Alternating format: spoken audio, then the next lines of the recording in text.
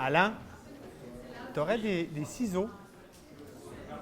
Tu aurais des ciseaux?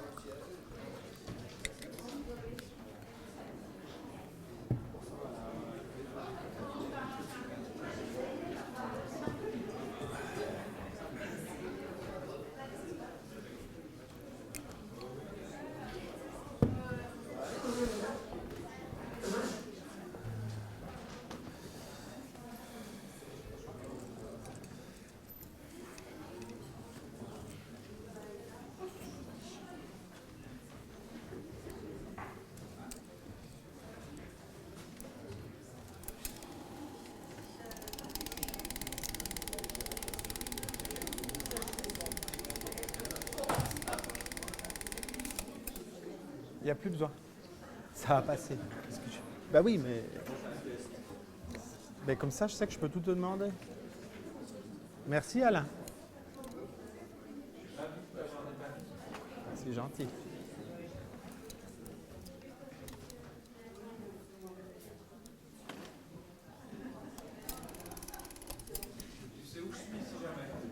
Ouais, justement, tu pourrais descendre la lumière que je puisse regarder. Merci.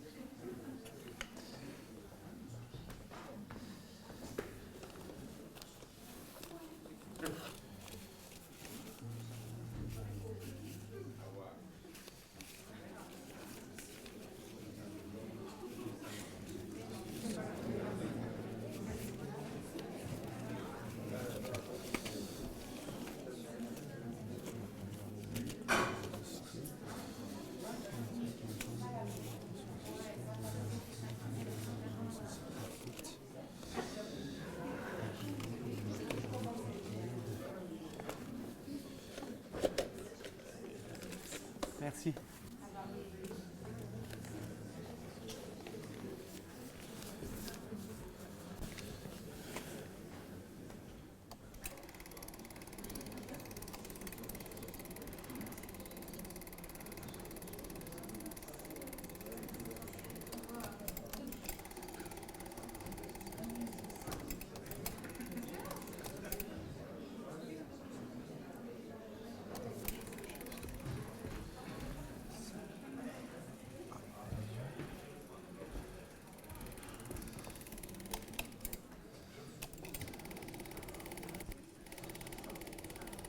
Tu peux rallumer, c'est bon.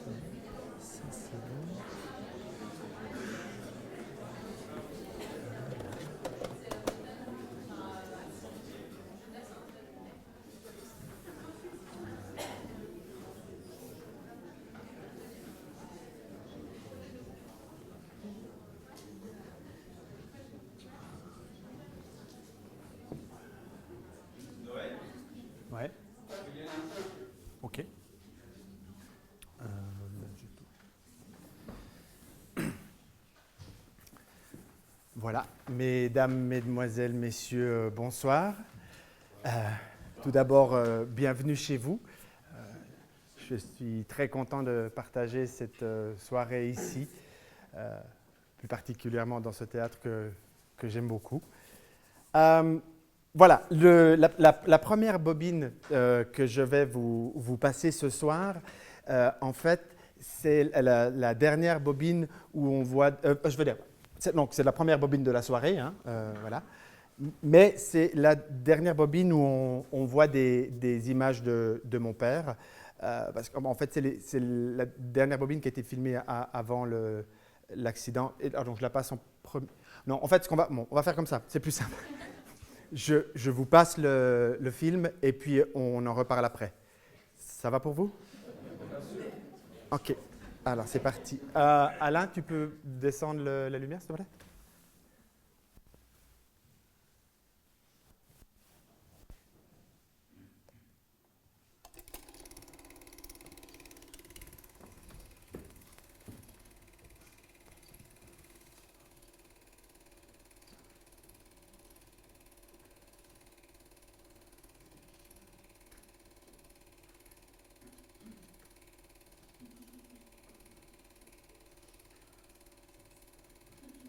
Donc là, c'est moi.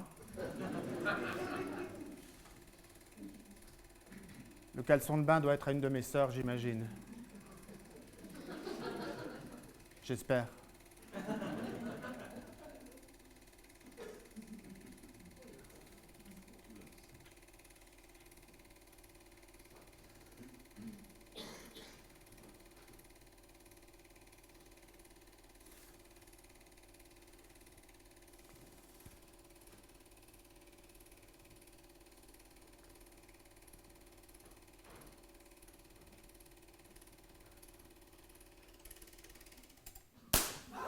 Oh putain, merde. Merde. Merde. Putain.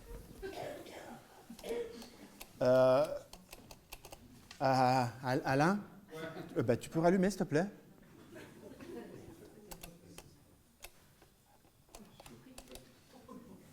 Alain, tu peux venir, s'il te plaît? Je vois que vous le prenez bien, c'est bien.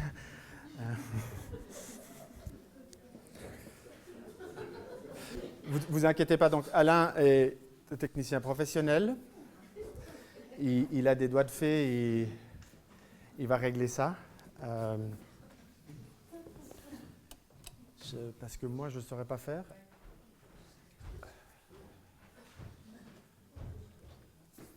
Alain, il s'est passé quoi? Parce que regarde, si je mets là... Bah, quoi, touche pas. Bah, toi, tout. Bah, ça va pas marcher sans la prise. Non, je sais bien, mais... Voilà. Donc oui, on va le laisser faire. Oui, donc je disais, je crois que je vais passer en meuble, en mode Ikea. Voilà. Je vais meubler. Donc oui, voilà, je disais la première bobine, c'est la dernière bobine où on voit des images de mon père parce qu'en fait, mon père est décédé, enfin, il est mort dans un accident d'avion. En fait, ça s'est passé quand moi j'avais 3 ans et demi. C'était le 25 juillet 1976. Et ça se passait donc en Italie. Et donc voilà. Et donc il voyageait avec des amis proches dans un Piper 64. Je ne sais pas s'il y a des spécialistes. Hein, c'est un petit avion à hélice. Et il décollait de l'aéroport de Bari quand à 300 mètres du sol, l'avion a commencé à avoir des ratés. Et donc, mon père qui pilotait, lui, il a décidé d'essayer de remettre des gaz pour reprendre de l'altitude. Et voyant que ça ne marchait pas, Il a donc décidé de virer en direction de l'aérodrome et quand l'avion a pris feu, en fait. Voilà. Donc l'avion a commencé à perdre de l'altitude. Il a piqué vers le sol et il s'est écrasé dans les champs d'oliviers. Donc il y a eu un grand nuage de flammes, de poussière. Enfin voilà. Alain? Alors? Ben, je sais pas. Comment ça, tu sais pas? Ah, je crois que c'est mort. Non. Attends, ça c'est solide, hein, c'est vieux, ça marche ces trucs-là. En fait, je crois qu'il y a eu un court-circuit et que ça a pété le condensateur. Le quoi? Le condensateur. Bah, change-le.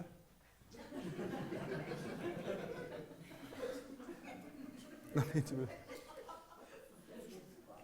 Moi, je suis pas un spécialiste du Super 8 et puis j'ai pas de condensateur avec moi. Enfin.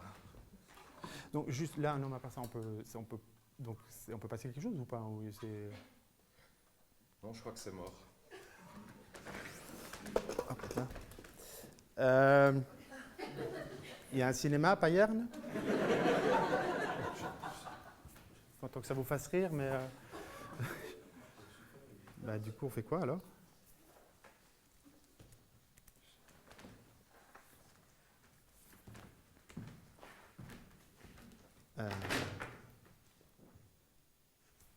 Je crois qu'on va s'arrêter. Ouais, je sais pas.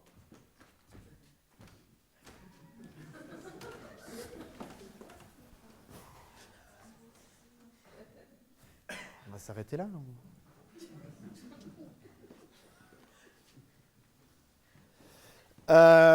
Bon, ben voilà. C'est aussi ça le spectacle vivant. Hein. Là, il est mort.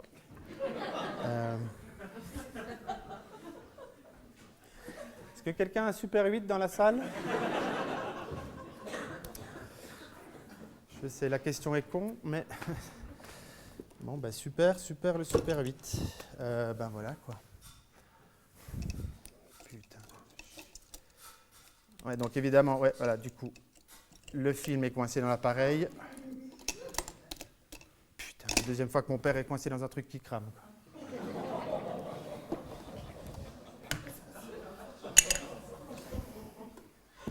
Bon. Et ben voilà tous les films que je devais vous passer ce soir. Hein.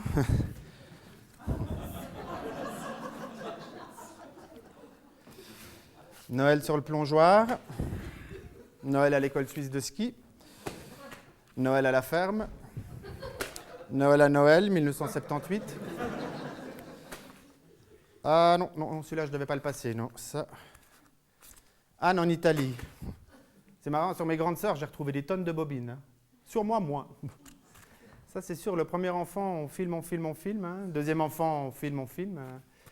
Troisième enfant, on filme. Vacances en Tunisie, avril 72. Ça, c'est les vacances où j'ai été conçu. Donc, le film, c'est les vacances. Noël prend l'avion. Ouais, voilà. Sauf que Noël, il est encore vivant et que lui, il peut se faire des soirées Super 8 avec Léon. Léon, c'est mon fils. Il a 7 ans. Bah, d'ailleurs, il aurait dû être là ce soir, mais je me suis planté dans la garde partagée. Alors. En même temps, pour ce qu'il a raté. On trouve plus rapidement un nom pour son chien qu'un prénom pour son fils. Hein. C'est marrant. Hein. Pourtant, les 3 premières années, le dressage est le même. Léon, viens ici. Viens, Léon. Viens. Allez, viens. Non, Léon, touche pas ça. Léon, touche pas. Papa veut pas. Léon, crache. Crache, Léon. Léon, dans ta chambre. Va dans ta chambre. Couché.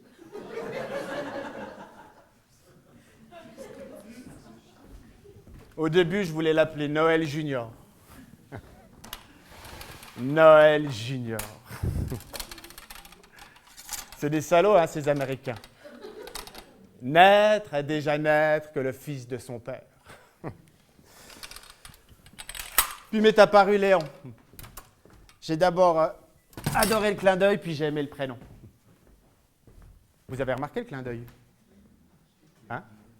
Noël, Léon, Léon, Noël. Comme un reflet sur l'eau. Un infime lien filial indéfectible. Bon, j'ai quand même longuement hésité. Hein. Léon, Noël, Noël, Léon. Puis finalement, quelle incidence fâcheuse cela pouvait-il avoir dans sa vie? Tant que je ne m'appelle pas Luc.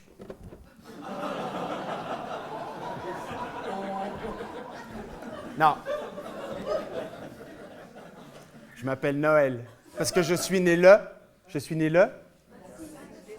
Non, le 21 décembre. Eh oui, je suis un prématuré. 3 jours. Je suis le fils de Madeleine et de Feu Jean-François. Frouf, pour ceux qui n'auraient pas compris. Et le petit frère de Sylvie et Anne. J'ai vécu toute mon enfance au milieu de 3 femmes. Le rêve pour un homme, la plaie pour un garçon. Ah ça, je vous jure, hein, quand elle rentre dans l'adolescence et qu'elle commence à se prendre pour des femmes, il y a des baffes qui se perdent. Non, Noël, tu ne peux pas venir avec nous. Non. Non. Pourquoi? Parce que... Non, t'es chiant, Noël, arrête. Tu peux pas comprendre. Non, mais surtout, à quel mal pouvais-je bien m'identifier? Aucun.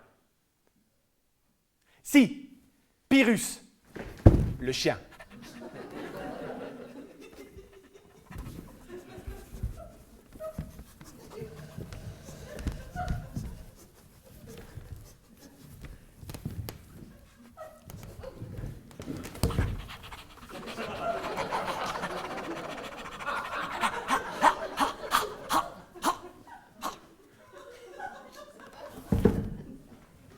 Tu parles d'un modèle quand on ambitionne de devenir un homme.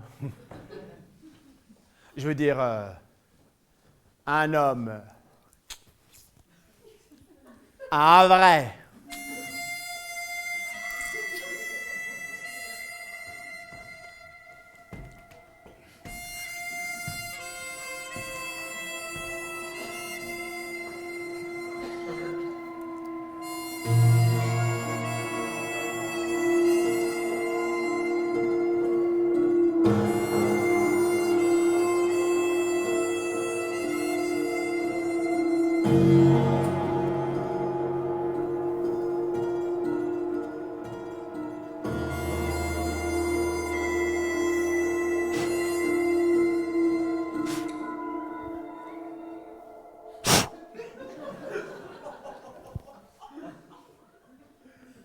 Bon, en même temps, c'est quoi un vrai homme?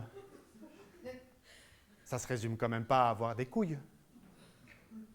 Ou alors, ça veut dire quoi avoir des couilles? Je veux dire, au-delà du fait de se balader dans la vie avec 2 pruneaux fripés entre les jambes. Ah bah oui, c'est à ça que ça ressemble. Hein. C'est pas ce qu'il y a de plus esthétique au monde. Une couille. Bon, ceci dit, pour la taille, je suis pas sûr. C'est plutôt pruneau ou litchi?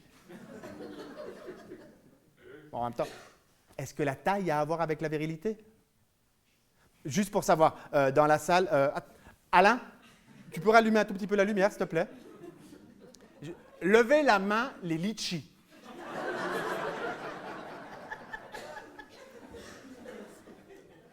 Les pruneaux? Monsieur?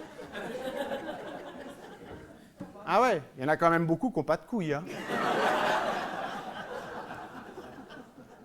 Non, parce que quand Pietro il dit qu'il a des grosses couilles, est-ce que c'est pas plutôt le fait d'avoir une petite bistouquette qui donne l'impression qu'elles sont grosses? Mais alors dans ce cas-là, avoir un gros zob donne l'impression qu'elles sont petites. Oui, mais alors, ceux qui ont une grande peuche et des grosses couilles, elles doivent avoir la taille d'un citron, d'une mangue. Florian Guenat, mon prof de gymnastique, lui, c'était un homme, un vrai. Je l'aimais bien, monsieur Guenat. J'avais une entière confiance en lui. Plus qu'en moi. Hein. À 9 ans, je voulais faire le périlleux arrière aux 5 mètres. C'est Florian Guenat qui est monté avec moi sur le plongeoir de la piscine d'Angolon. Le périlleux arrière aux 5 mètres à 9 ans. Ma mère me disait souvent que j'étais une tête brûlée. Vous savez, comme dans la série Les Têtes brûlées. Vous vous souvenez, hein? Cette série inspirée de Gregory Boynton, héros de guerre américain qui a été abattu et déclaré mort en janvier 1944. Les gars, Papy Boynton. Toum, toum, toum, toum, toum, toum, toum, toum, toum, toum, toum, toum, toum, toum, toum.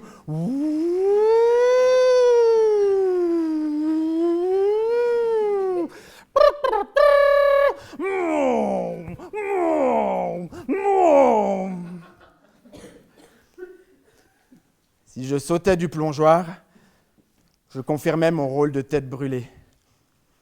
Si je ratais mon saut, je m'écrasais comme Papy Boynton dans les flots bleus de la mer du Japon.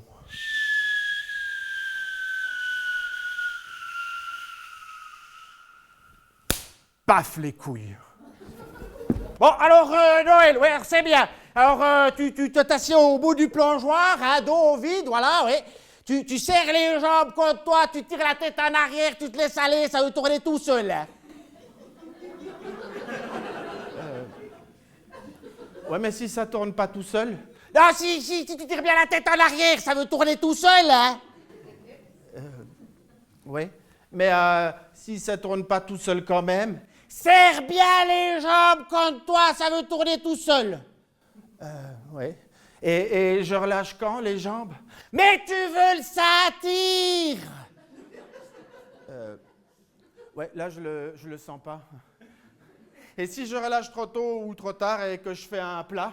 Mais arrête de réfléchir, fais-toi confiance. Tu ouvriras instinctivement les jambes au bon moment. Saute! Ouais, mais là je suis sec et j'ai chaud. Et si quand j'arrive dans l'eau, je fais une crise d'apoplexie? D'hydrocution! De quoi? On dit une crise d'hydrocution. Alors justement, n'attends pas, saute! Ouais, mais si... Mais si la piscine se vide, et si la foudre te tombe sur la tête, et si tu te transformes en nain de jardin, saute! Oui, voilà, oui, voilà. Oui, c'est bien, alors voilà, voilà, assieds-toi, oui, au bout, tout au bord, serre les jambes. Oui, j'y vais, voilà. Tu tires la tête en arrière, hein? Oui, voilà, c'est bien, la tête en arrière, tu te laisses aller, ça va tourner tout seul, hein. Oui. Et j'ouvre les jambes. Oui, tu vas le sentir, vas-y. Oui. Maintenant. Maintenant.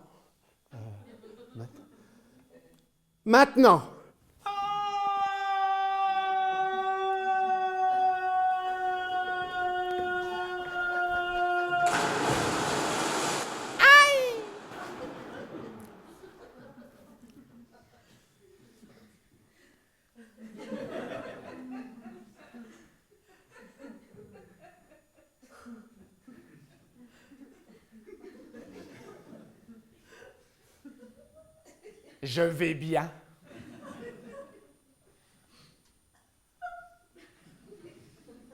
Je vis bien.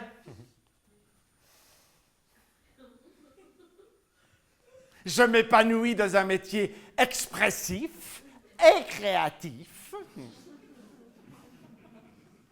J'aime et je suis aimé. Je mange à ma faim.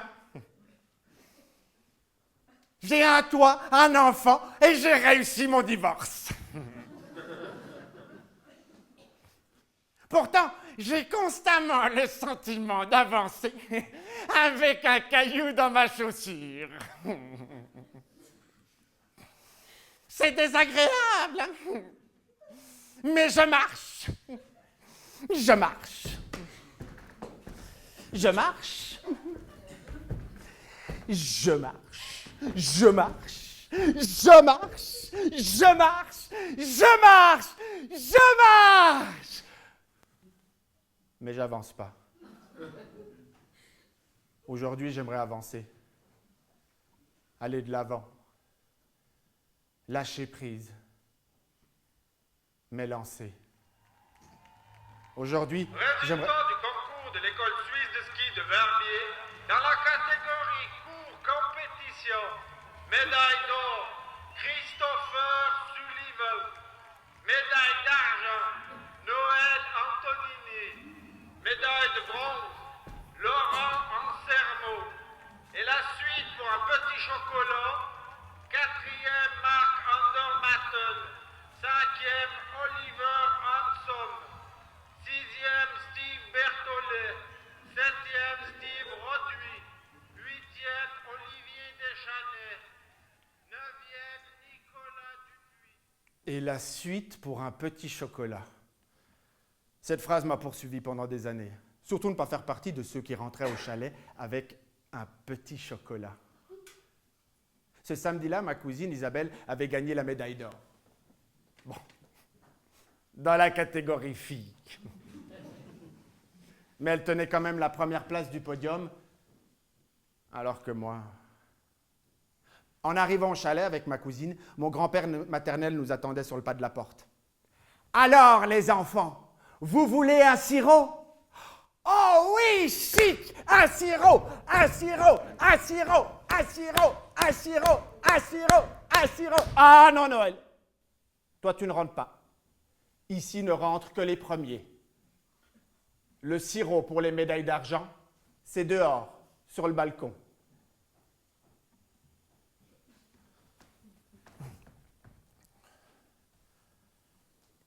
J'aurais préféré mourir là, étouffé par un petit chocolat.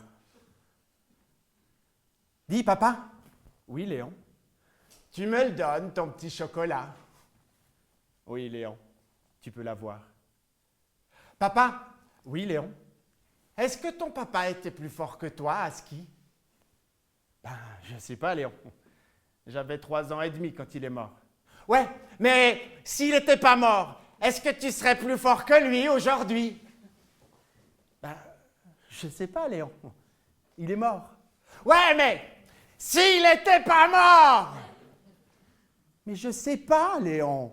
Arrête avec tes questions. J'en sais rien. J'en saurai jamais rien.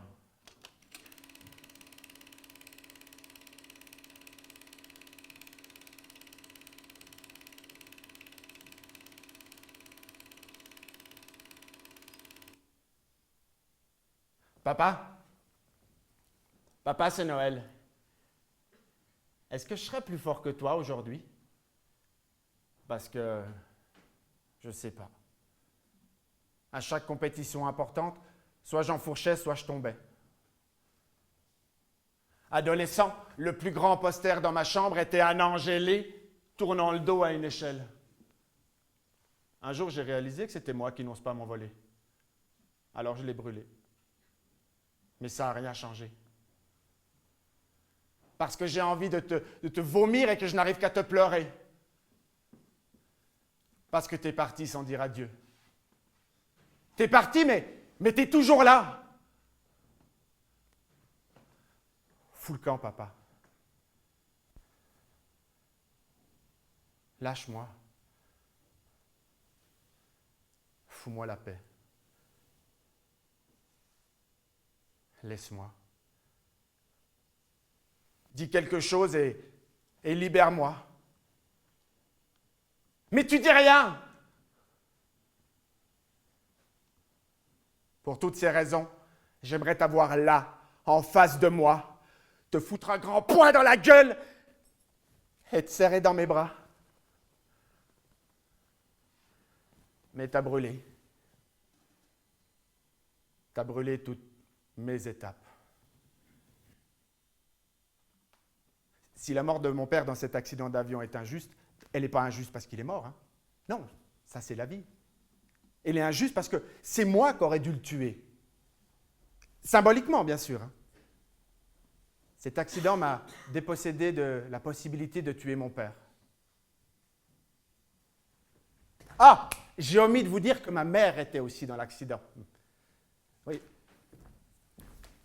Il s'en est fallu de peu pour que je sois orphelin à 100%. Mais grâce à la chemise et au pantalon en jeans que portait à ma mère, je ne suis orphelin qu'à 50%. Vous saviez, vous, que le jeans, ça ne brûle pas? 50%. C'est déjà ça de prix. En tout cas, c'est ce qu'ont dit les assurances. Ma mère a fait plusieurs mois d'hôpital au service des grands brûlés en Italie. Elle se demandait souvent pourquoi ça sentait aussi mauvais dans sa chambre. Un jour, elle a réalisé qu'elle avait des préjugés sur le milieu hospitalier transalpin des années 70, puisque cette forte odeur n'était pas due à la mauvaise qualité d'hygiène de l'hôpital associée à la chaleur du sud de l'Italie, mais à la putréfaction de son bras gauche. Alors, les médecins italiens, pour remédier à ce problème d'odeur incommodante, voulaient lui couper le bras. Pas con. Le bras gauche de ma mère ne doit son salut qu'à l'opiniâtreté de mon grand-père, qui lui a fait des pieds et des mains, c'est le cas de le dire, pour la rapatrier illico presto à l'hôpital du CHUV, à Lausanne. Si ma mère était restée en Italie, j'aurais été orphelin à 65%. Est-ce que quand on perd un parent quand on est enfant, c'est comme perdre un bras ou une jambe? Le membre n'est plus là, mais on en garde la sensation. Pendant que ma mère était à l'hôpital, moi j'habitais à la ferme chez mon parrain, Pierre. Lui aussi c'est un homme, un vrai. Enfant, on nous explique rarement le réel rôle des parrains et des marraines. C'est juste un ami des parents qu'on aime bien parce qu'il nous offre des cadeaux. Moi, mon parrain, je n'attends plus de cadeaux de sa part. Il m'a déjà donné le seul cadeau qu'il pouvait m'offrir, être là. Léon, viens. Viens, Léon. Léon.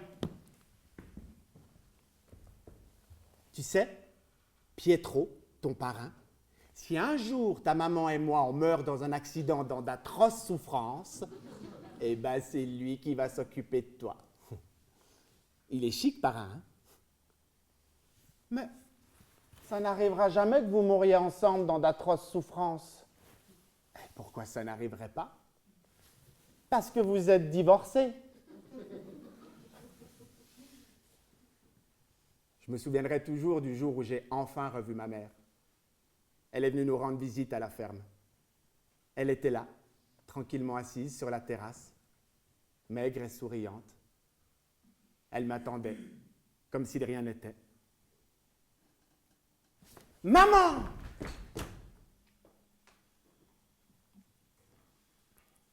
C'est quoi tout ça? Des pansements? Il y en a beaucoup. Il y a quoi dessous? Des brûlures. Tu veux de l'Euceta? On dirait que t'es une momie. Et là, c'est quoi les plaques de couleur sur tes cuisses et sur les bras? Des greffes de peau. La peau des cuisses pour la mettre sur les bras? Ah, c'est comme les patchwork des dames de la couture. Pourquoi ils ont fait ça? Brûlé. Comme un steak. On dirait t'es Niki Loda. Et là, c'est quoi les barres de fer qui rentrent et qui sortent de ton bras? On dirait t'es Frankenstein. Ma mère avait du fer qui sortait de son bras. Ah! C'est depuis ce jour-là que j'aime pas les épinards.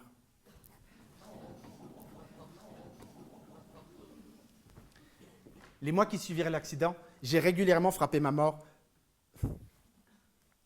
mère, violemment. J'en voulais à la terre entière. Quand on perd un être cher, le premier réflexe, c'est de trouver un coupable. J'avais 3 ans et demi. Je ne connaissais pas grand monde. Ça limitait les prospections. Le coupable qui a longtemps tenu la place de numéro 1 était Dieu. Dieu! Dieu! Dieu, pourquoi t'as fait ça? Pourquoi t'as pris mon papa?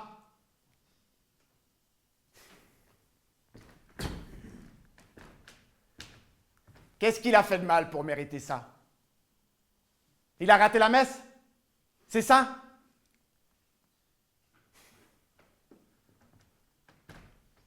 Ce jour-là, dans le ciel, Tu pouvais pas choisir un oiseau plutôt que l'avion de mon père?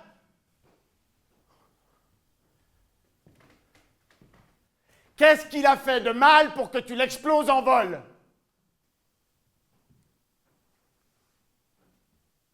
T'as confondu? C'est ça? Hein? C'est ça? C'est ça! Mais réponds! Faut avouer à moitié pardonner. Bon, papa. Papa. Papa?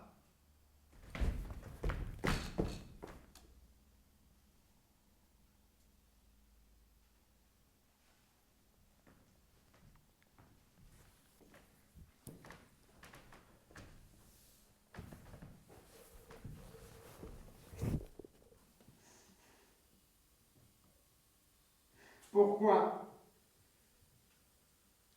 Pourquoi t'es parti? Pourquoi tu m'as laissé tout seul? Pourquoi?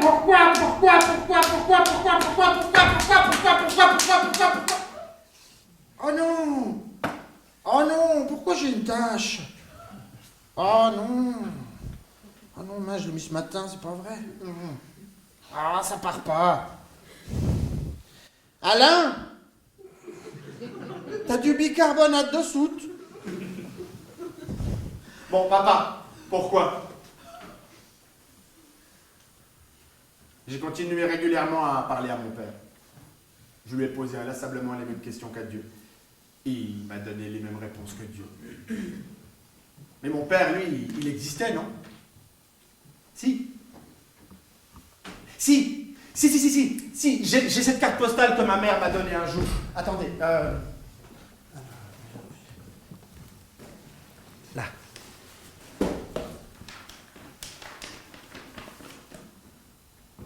Ça, c'est une carte postale que m'a personnellement envoyée mon papa quelques semaines avant de mourir. Il l'a envoyé rien qu'à moi, hein. Un monsieur Noël Antonini, 2207 Cofran, Switzerland. Elle vient de Santa Ana, en Californie. J'ai fait beaucoup de vols avec les gros avions qu'on voit à l'arrière-plan sur la carte.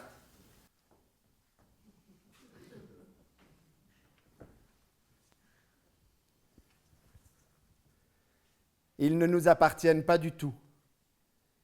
Ici, au bord de l'océan, le temps est absolument magnifique. Frais à cause de la brise ensoleillée. L'air est embaumé de senteurs de pin, de fleurs, d'eucalyptus. C'est un peu comme le Cap Bénat, mais en 1000 fois plus grand. Gros bec, papa. Ah, papa, 2 fautes d'orthographe. J'espère que grand-papa médaille d'argent n'aura pas vu cette carte. Mon grand-père détestait les fautes d'orthographe. Mes copains, quand ils allaient en course d'école et qu'ils envoyaient une carte postale à leurs grands-parents, ils recevaient une plaque de chocolat avec 100 sous collés derrière. Moi, je recevais ma carte postale corrigée au stylet rouge. J'ai toujours détesté l'orthographe. Par contre, j'ai toujours été fasciné par les avions. J'aime les avions. Le syndrome de Stockholm, sans doute. En vacances, les 2 moments les plus importants étaient à l'aller, le vol en avion, et au retour, le vol en avion. Entre deux, c'était génial, ouais. Mais c'était que des vacances. Prendre l'avion, c'était me rapprocher de mon père. Vu d'ici, c'est une évidence grosse comme un Boeing. Mais moi, je ne voyais pas l'évidence. Je voyais que le Boeing.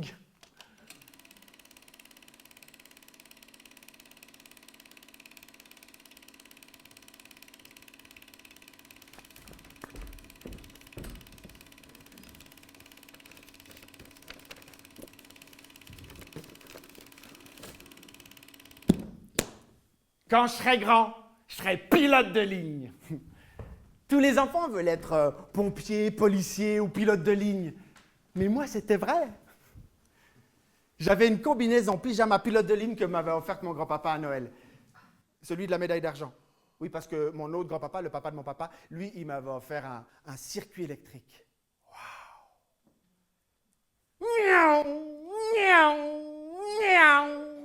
Niki Lauda! Sans m'en rendre compte, j'avais sauté dans les bras de grand-papa circuit électrique et à peine remercié grand-papa pyjama. Ce qui paraît-il l'avait beaucoup vexé.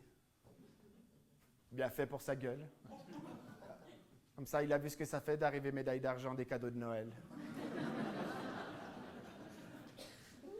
Par contre, ce qu'il n'a jamais su, c'est qu'avec le circuit électrique, j'ai très vite fini par tourner en rond. Alors qu'avec mon pyjama pilote de ligne, j'ai passé des heures dans mon avion en carton à voler à travers le monde. À décoller, puis atterrir, et redécoller.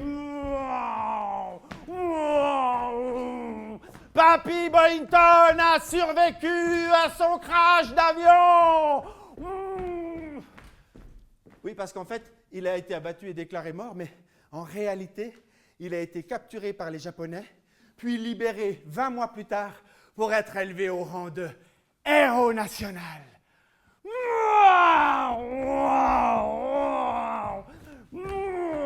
Mon père, lui, n'a pas survécu. Hey. Des milliers d'heures de vol et pas un accident. Ça creve l'avion.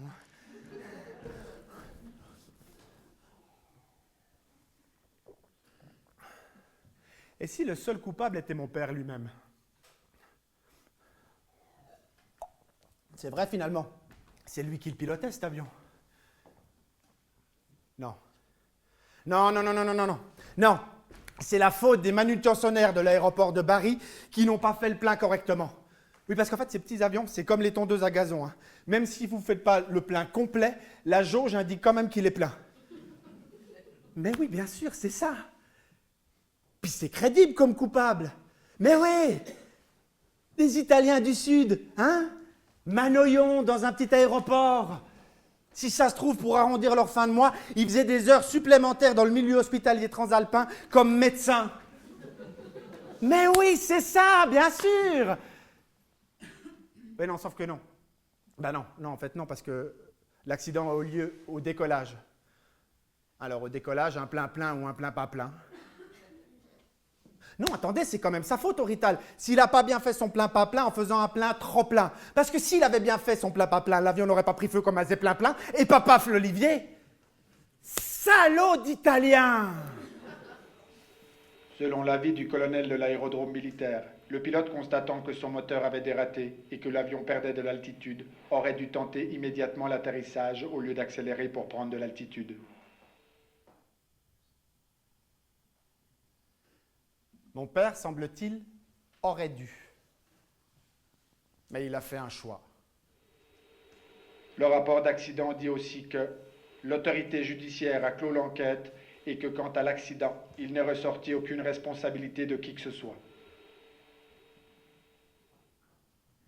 En tout cas, moi, j'ai pas peur en avion. Non, je peux même être plutôt rassurant. Sur le vol Genève-Montréal, en plein trou d'air, Carlos me prend le bras et me dit « Tu sais, Noël, avec toi, j'ai pas peur en avion. » Statistiquement, le nombre de chances, c'est infime d'avoir 2 accidents d'avion différents dans la même famille. Sauf si tu t'appelles Kennedy. Une fois, Carlos m'a demandé, mais sincèrement, hein, il m'a dit « Noël, t'es pas obligé de me répondre, mais est-ce que tu sais, toi, quelles ont été les dernières paroles de ton père avant de mourir ?» Avant que j'aie pu répondre non, c'est Christophe qui a répondu à ma place. Merde, merde, merde, merde, merde, merde, merde, merde, merde, merde, merde, merde, merde, merde, merde, merde.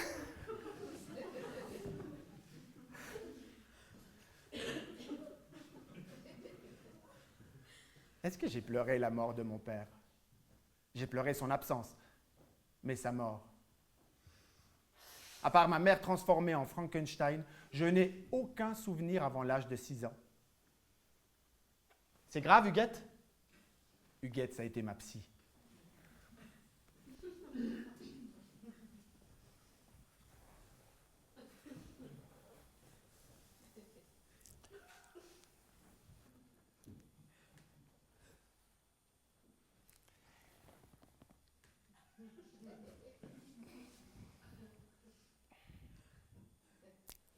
Ceci est certainement dû à un processus de protection mentale de l'enfant que vous étiez face au traumatisme. Entre 3 et 4 ans, l'enfant commence à conscientiser le monde qui l'entoure. Si bien qu'à cette période-là, son processus de protection sera de repousser sa conscientisation du monde pour prolonger sa phase d'inconscience. C'est certainement pour cette raison que votre parcours vous est mené vers un métier aussi créatif. Ce traumatisme a favorisé le développement de votre imaginaire. Hein?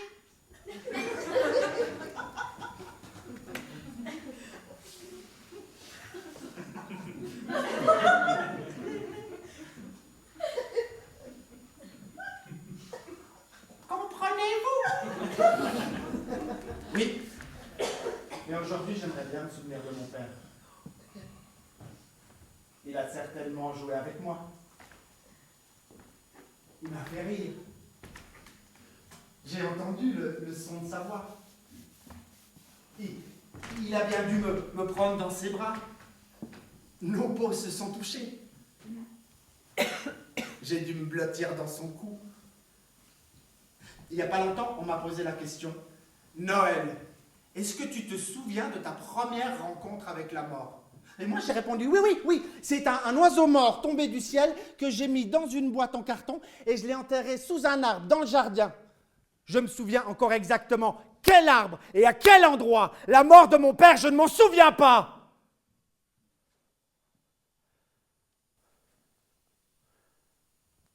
J'aurais tellement aimé qu'il m'emmène à l'enterrement de papa.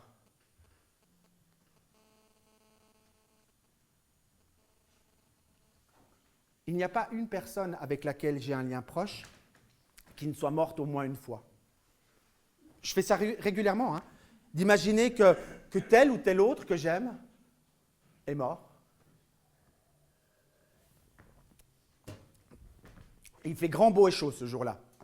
J'ouvre les fenêtres, j'aère, hein, j'en profite pour faire le ménage, quand j'entends le crissement d'un pneu sur la route. C'est Léon. J'imagine qu'il a traversé sans regarder. Paf, la voiture. Je sors en courant. Il a été propulsé 20 mètres plus loin. Je me précipite vers lui. Je le prends dans mes bras. Je le secoue. Je l'embrasse. Je le serre. Ou alors j'entends à la radio que 3 randonneurs ont été pris dans une avalanche avec leur guide de haute montagne. Et que malgré les secours, aucun d'eux n'en est sorti vivant. Et je m'imagine que ma sœur m'appelle quelques heures plus tard pour me dire que ma mère en fait partie. Ou mieux. Je m'imagine gravement malade. J'ai un cancer foudroyant, je suis alité à l'hôpital, il me reste que quelques semaines à vivre avant le jour de mon enterrement où ma famille et mes amis sont là. Léon se tient seul devant le grand trou. Il pleure.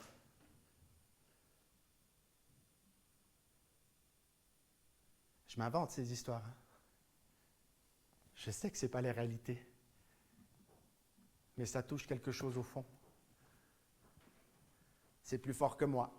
Il faut que je plonge. Descendre en apnée dans les profondeurs, là où la lumière n'est plus. Et dans le noir abyssal, elles sont là. Elles arrivent par vagues chaudes et salées, les larmes de mon enfance. Et je m'y baigne. C'est aigre et doux, désagréable et agréable à la fois. C'est comme quand on a une coupure qui cicatrise et qu'on gratte irrésistiblement. Hein? Je sais que je devrais la laisser guérir. Mais non. Non, j'y retourne, je gratte, je titille, je tripote, Ah, merde, je saigne.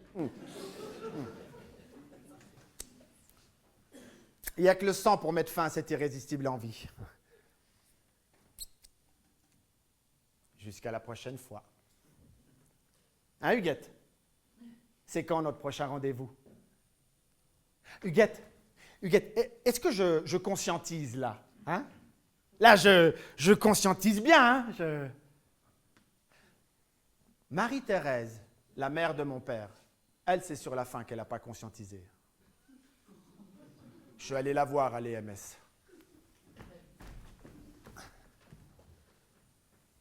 L'espace d'un instant, j'ai été mon père.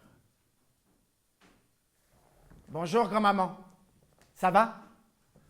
Ah, Jean-François, mon fils. Tu vas bien? Non, grand-maman, moi c'est Noël. Oui, maman. Je vais bien. Je suis en pleine forme. Ah, je suis contente de l'entendre. Ça fait longtemps que je ne t'ai pas vu. Oui. Noël me le dit aussi.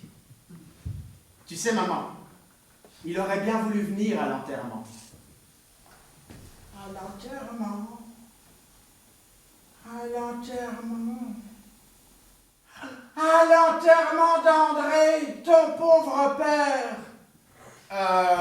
Oui, c'est ça, oui. À l'enterrement de papa. Et comment il va, le petit Noël? Il va bien. Il a de temps en temps un caillou dans sa chaussure, mais il essaye d'avancer. Ah. Et toi? Tu étais où tout ce temps? Là-haut, maman. Dans le ciel. Je suis allé voler avec Jean-Michel. Oh, Jean-Michel, ton meilleur ami. Vous faites une sacrée paire tous les deux. Vous serez prudents là-haut. On n'est jamais trop prudent dans la vie. Oh putain! Mais oui, c'est ça! Le caillou! Mais bien sûr, je le mets tranquillement dans un coin pour être confortable et avancer quand même. Mais oui, c'est ça! C'est pas un caillou, c'est un frein! J'avance les gaz à fond et le frein à main tirée. Prudent. Pas trop vite. J'avance. Prudent. Dans ma vie.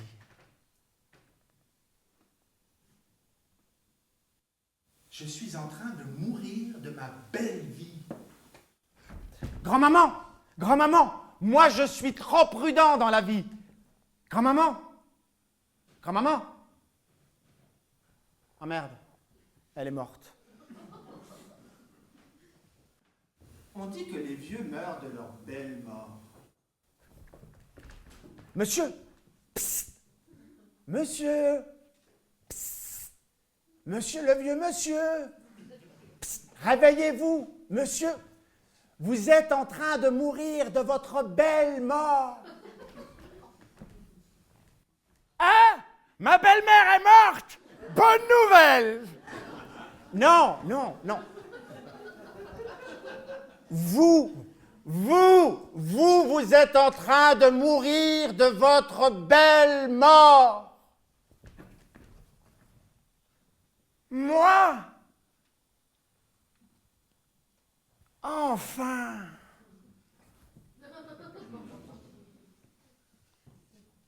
Ah mais non. Mais qu'est-ce que je fous assis dans ce compromis? Je veux descendre. Je veux pas mourir suisse!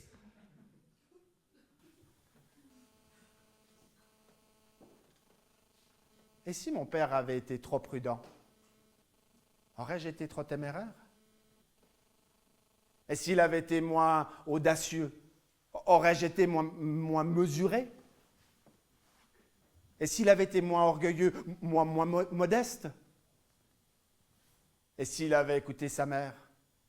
Et si la piscine se vide? Et si la foudre te tombe sur la tête? Et si tu te transformes en un jardin? Saute! Mais oui, c'est ça. C'est ce que je veux. Sauter. M'élancer. À la naissance, on a coupé le cordon ombilical qui me reliait à ma mère. Et j'ai pu vivre. Aujourd'hui, c'est celui qui me relie à la mort de mon père qui me retient. Comme un élastique. Quand on saute à l'élastique, c'est comme dans la vie. Les 10 premiers mètres sont à couper le souffle.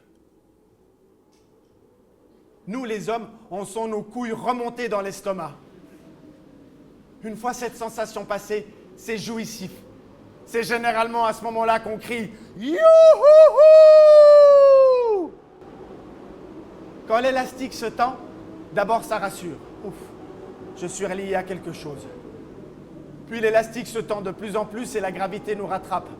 Le sang qui s'était réfugié dans les pieds remonte d'un seul coup à la tête, suivi par tous les organes qui se retrouvent coincés dans la gorge. Et le « Youhouhou » se transforme en poulet qu'on égorge. Youhouhou !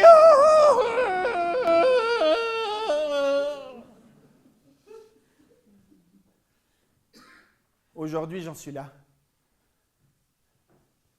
L'élastique qui jusque-là me protégeait, ce temps me freine et m'entrave.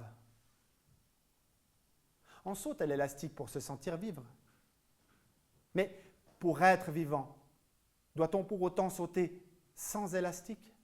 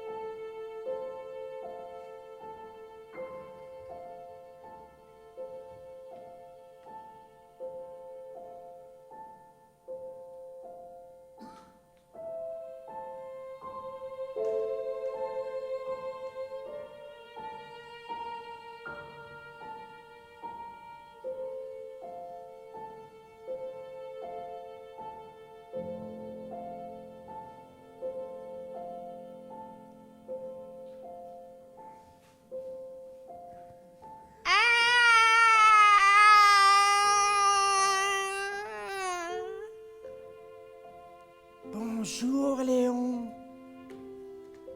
Bonjour Léon. Ça va? Ouais. Le voyage s'est bien passé? Hein? On en a mis du temps. Ouais. 15 heures de provocation et monsieur ne réagit pas? Hein? On n'était pas pressé. C'est bien. T'as raison. On est content que tu sois là. Ouais. Où on est? Ça, c'est la salle d'accouchement de l'hôpital de Portales, à Neuchâtel. On est le 24 novembre 2006. Il est 4 heures du matin. Pourquoi on est tout seuls tous les deux? Hein? C'est parce que quand ils t'ont déposé dans les bras de ta maman, elle était heureuse.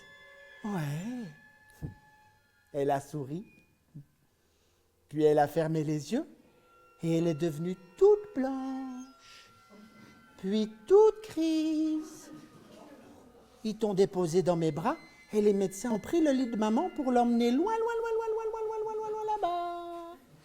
Et ils ont tout suivi à la queue leu. Et je suis tout seul avec Léon depuis plus d'une demi-heure. Ouais, ça c'est du beau bébé. Oh ouais. Tu vois, t'es grand comment? Hein? Tu pèses combien? Et surtout, à quoi tu ressembles une fois lavé? Ouais, tout va bien, tout s'est bien passé, ouais.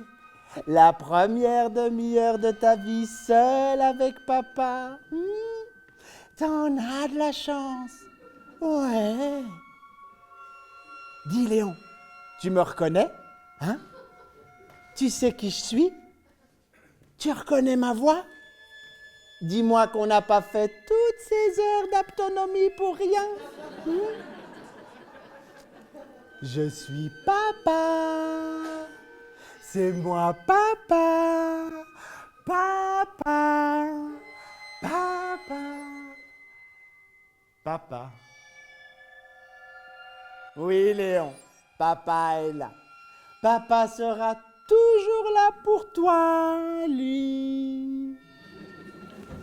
Monsieur Antonini? Oui? Bonjour monsieur, je suis le chef du service de gynécologie. Il y a une complication, la maman a été emmenée au bloc opératoire. Elle a une hémorragie interne postpartum, une partie du placenta est restée collée à l'utérus, ce qui l'empêche de se contracter. Sans contraction, les vaisseaux sanguins ne peuvent pas se refermer. Nous faisons tout ce qu'il faut pour relancer la contraction de l'utérus selon une procédure établie étape par étape. Si ça ne marche pas, je ne vous cache pas que nous ne pourrons plus rien pour la sauver.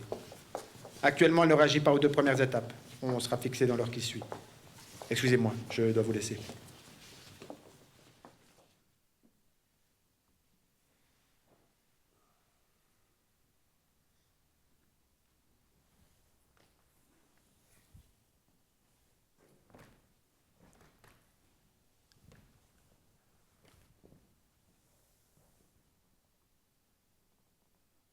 Et moi, c'est quoi ma procédure?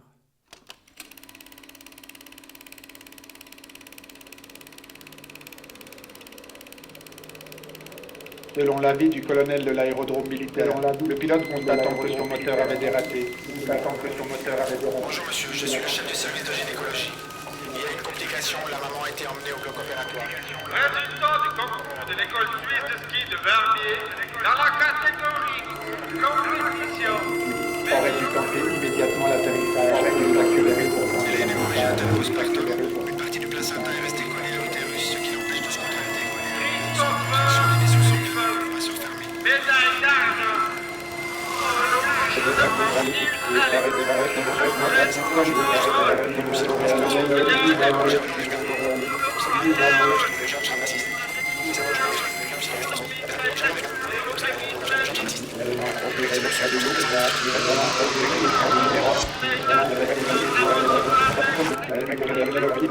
Monsieur Antonini?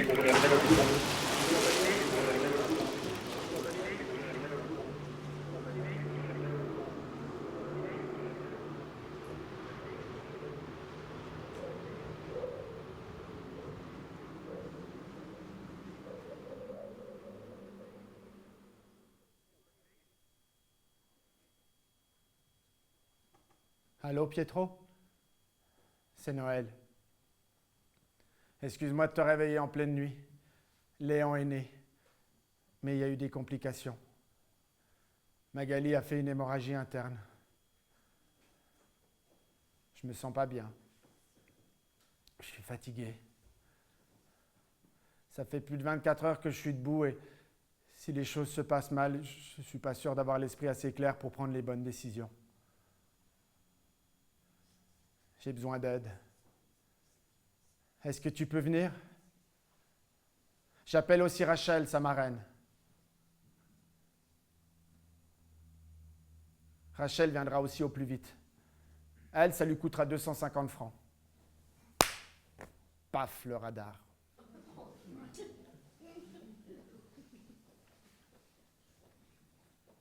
Est-ce que j'ai eu peur d'être veuf? Ou est-ce que j'ai eu peur que Léon soit orphelin?